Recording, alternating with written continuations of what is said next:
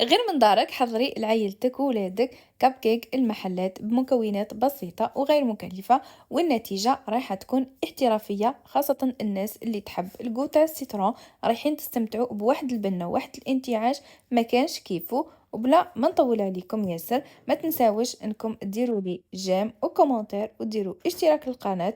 ودركا نبداو في الوصفة وفي طريقة التحضير. اول حاجه نبدا بها هي كريمه الليمون لانه نحتاجها تكون بارده. نحتاج 120 غرام تاع السكر، نزيد عليهم زيت تاع القارص، ونزيد عليهم عصير تاع 2 حبات قارص.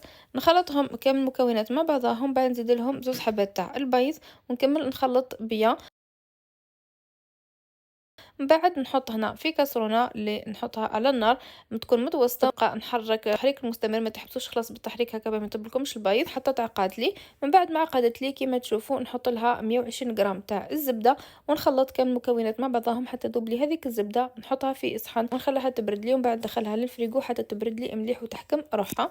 ودركا نبدا نوجد في الكب كيك اللي نحتاج فيه 2 حبات تاع البيض اللي يكونوا بحراره الغرفه، نزيد عليهم شويه تاع لافاني ليكيد كيما تقدروا تستعملوا اون بودر. من بعد هنا نضيف لهم نص كاس تاع السكر، ونزيد عليه نص كاس تاع الزيت، ونخلط كامل بالباتور مليح حتى يضاعف لي الحجم تاعهم ويتغير لي اللون تاع البيض، وفي نفس الوقت يذوب لي السكر. هنا من بعد ما كملت خلطت مليح نزيد نحط نص كاس تاع الحليب اللي يكون بدرجه حراره الغرفه، نكمل نخلط مليح. ومن بعد نضيف مغرف كبيره تاع نشا وكاس ونص تاع الفرينه، ونزيد عليهم مغرف كبيره تاع خميره كيميائيه، ونرجع نخلط كامل المكونات مع بعضهم حتى ينسجموا لي مليح، ونتحصل على خليط اللي يكون متجانس. وكما تشوفوا هذا هو القوام تاعو. نجيب المول تاع الكب كيك ونحط فيه لاباغي تاعي بهذه الطريقه كما تشوفوا، يعني ما تعمروهاش خلاص هكا باه ما تفضلكمش في الفرن. ندخلها على 180 درجه حتى تطيب لي وتحمر لي، ومن بعد نخرجها. كي نخرجهم نخليهم يبردوا لي، ومن بعد هنا نروح نطلع البيض تاعي او لاموغانك 3 بيض اللي يكون بدرجه حراره الغرفه، نزيد عليهم رشه تاع الملح، نطلعهم شويه مع بعضهم. ومن بعد نبدا نضيف فيه السكر اللي هو 200 غرام تاع السكر اللي نضيفوه بالتدريج على دفعات، ونخلط او ميم طون ما نحبسش التخلط خلط حتى نتحصل على لو باك دوازو او منقار العصفور. كما تشوفوا معايا راهي متماسكه بالبيان.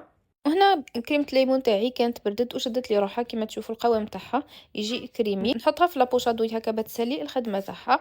ومن بعد نجيب لادوي ونبدا نحل في الكب كيك تاعي بهذه الطريقه باه نحشيه بكريمه الليمون. سينو اذا عندكم هذا لادوي راح تكون افضل، راح تسهلكم الخدمه.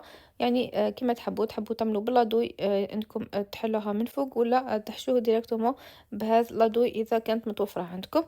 بعد ما كملت حشيتهم ندير لهم لاموغانك على الوجه، ومن بعد نحط لهم شويه تاع كريمه الليمون بهذه الطريقه، وكنت حركتهم من فوق بالشاليمو اللي راح يعطي له شكل مميز.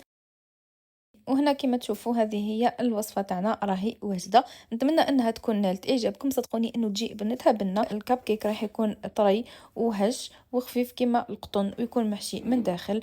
هنا نقسم لكم تشوفوا معايا كيفاه يجي الكريمه تكون واصله للقلب تاعو، يعني ما يجيش خلاص شايح.